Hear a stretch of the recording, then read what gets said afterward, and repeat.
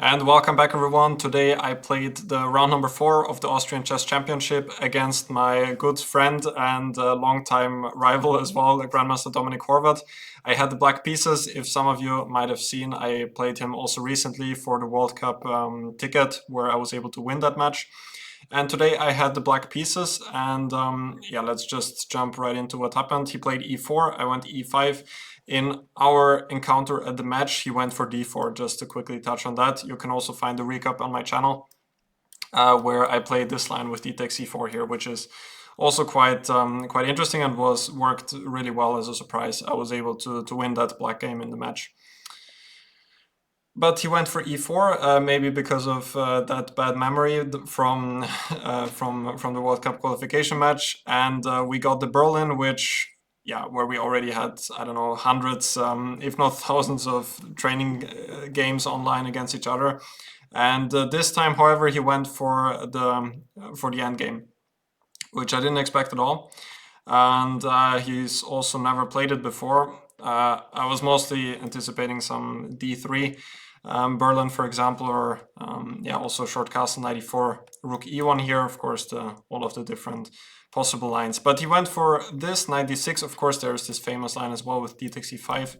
And yeah, some of you might have seen a couple of games ending in draws like this, but yeah, that was not for today. Instead, he went for the famous Berlin endgame like this, and here we are at the start of a very theoretical position, which was featured in many World Championship matches, and it's yeah, sort of a legend status among openings, because yeah, it's just so well analyzed through, and there are so many games here, and it's one of the most theoretical positions out there, probably, at least yeah, one of them that go quite deep into theory. And today I went for this line with h6. Generally, you could say that those doubled pawns are of course an issue in the long run, but black, on the other hand, has the bishop pair, especially the light squared bishop, often tends to be quite strong, and black's king is not really that weak because it's an endgame. Often it finds shelter on the queen side, and sometimes it just stays in the center on e8. And black has many different approaches. Today I went for the line with h6. Instead, what I typically play is bishop e7, with the idea that you just go knight h4 on the next move, which yeah, is one of the main lines nowadays, I would say. Just to trade those knights, then often h5 comes. So this is one of the other lines. But of course, there are so many possible ideas, like king e8, h5. There are all these different lines, and I'm actually quite embarrassed to say that I don't know that much about those big and also sometimes older main lines. But nowadays, most people just play bishop e7, and that's kind of enough to know here. And therefore, also not many white players enter the Berlin endgame anymore. Maxime Vachier-Lagrave is one of the few top grandmasters that really plays it, yeah, very recently and very often. But apart from him, not really that many players on the top level play it anymore, unfortunately, I believe, because yeah, it's quite an interesting endgame with many different cool yeah, strategical and also dynamical factors, and it would be nice to see actually more of them in practice. I myself actually would be happy to have it more often, but for some reason people don't play it that much against me either. So I went for the line with h6, knight c3, and now bishop d7. The idea, what I sort of recalled, was that in some variations I can go immediately c5 and knight d4, which is quite an untypical approach of playing generally. Usually, or quite often, you connect this h6 idea also with going back knight e7 and then knight g6. This is another approach quite often, just to pressure the pawn on e5, and also this bishop can then sometimes go to f5. h6 in general is always quite useful, because you're just avoiding knight g5 from happening, possibly followed by f4. And yeah, sometimes even you can think about playing g5, but that needs to be prepared quite well. So I played bishop d7, now b3, and yeah, now this move c5, with the idea being that knight d4 is kind of my idea, and he allowed it in the game by playing bishop b2. Maybe another option would be to go rook d1. I saw some high-level games there. I think even Magnus played this exact setup. maybe rook d1 is more interesting, but in general what white would like to do is take this rook from a1 to d1, because then the other one on f1 will be more useful, either on e1 or just staying there, possibly supporting the f pawn later on. But that's kind of the reason why white doesn't really want to take this rook. Then what often happens is that they just kind of rearrange later on. And here, of course, I cannot play knight d4, but I could play, I don't know, king e8 or king c8. Maybe in this case, king c8 would be a bit more reasonable, because king e8 could run into some ideas like knight d5. But he played bishop b2. Of course, now rook a1 is sort of a positional threat. So I went knight d4, and white has to take. And now at least I balanced the pawn structure again. And I still sort of knew the ideas here, but it's been some time since I checked this line. c5, of course, is the only move. And now white has to play this move c3 to try and break the structure, and white needs to play dynamically here, because in the long run I could even be better with the bishop here, but still my king is a bit weak and my pieces still need to get out. So he played c3, take, king c7, and now rook a1. So here I went for this very careful move, rook g8. It's not really necessary. I was just thinking it might be might be a good idea to defend the g7 pawn in the long run, but I think also bishop e7 is possible here. So I played this move rook g8, f4. So his idea is just to advance the pawns on the king side and to gain further space.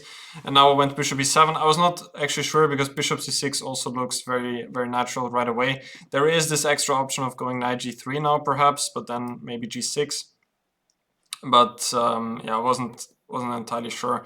I guess I can also start with bishop c6. I just went bishop e7 fairly quickly, without that much thought, just trying to finish the development. But yeah, because this would be sort of similar to the game, just that the pawn is on f4. I'm not sure if there's a difference for that. Let me just quickly check. So bishop c6 also possible. Rook fe1 maybe you can try, but yeah, I can also play something like rook d8 or maybe bishop e7 here as well. Now knight d6, yeah. Now this could be a bit unpleasant. So that's why bishop e7 first, and I'm also kind of keeping this bishop still flexible. In some cases I don't have to go to c6 perhaps, so that's another idea. He went f5, bishop c6 now, and now knight d6 is probably sort of forced. I mean, rook e1 might also be one option here, but I have some ideas like bishop h4 maybe. Not entirely sure if it's so great, but rook d8 would have probably been the move I would have made, even though now I'm thinking knight d6. So yeah, this would still need to be considered, of course, because I cannot take everything due to bishop e5. But yeah, I have a couple of options, like even a move like king b6 is often probably not so bad. In general, with the opposite color bishops, it's quite difficult to stand worse. And apart from that, I mean, taking on e4 is probably not a good decision to make, because now with the same color bishops, white has all of the space. White might have some chances here. So yeah, maybe rook fe1 is another more ambitious try at this moment, now that I'm thinking about it.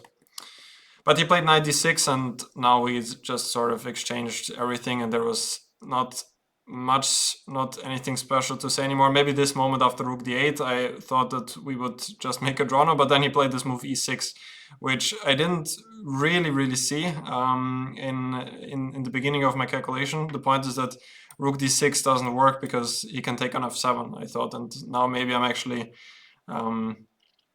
in quite some trouble, because I cannot really stop this pawn, and if rook d8, bishop g7, I'm not sure if this bishop endgame is actually a draw. This could very well be lost. I thought if white plays f8 on the next move. But I had this f6 move. I think that I kind of saw it in the advance as well. So yeah, I think we both did quite a good job here, just navigating the game forwards. Maybe also this moment was interesting, that why not rook takes d8, which I thought was the more logical move, but then I saw f6. And after that, now I would like to take on f6 and have the rook on g8. But now after rook f6, I thought I'm under some pressure because both of those pawns are attacked.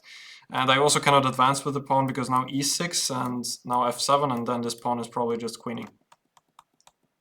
So that's why king takes d8. That was another good moment to point out. And this rook d8, e6, but yeah, this f6 move was there.